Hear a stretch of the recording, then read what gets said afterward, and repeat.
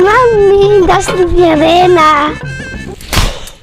10 रुपया दूँ? पढ़ाई लिखाई में ध्यान नहीं है और 10 रुपया कहा दस। और तोर पापा घलोगा दिन भर घर में तो लोग लेके पढ़ाते थे भाई के मोबाइल फुर्सत नहीं है बोला तो।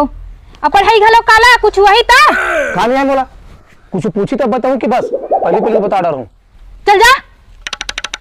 कुछ नहीं आता चल तो पूरा फिर से पढ़ाता मैं बेटे में 2 एकम 2 2 दूनी 4 2 तिया 6 आते ना पापा यार नहीं आवे कुछ तोला आते ना।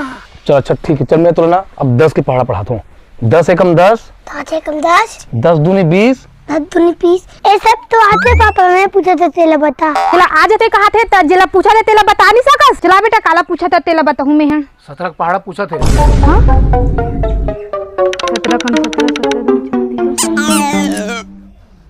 चुपचाप तो पापा जिला पढ़ा तेला पढ़ बड़ा है 17 पहाड़ा पे आधे 15 में 17 पहाड़ा ला।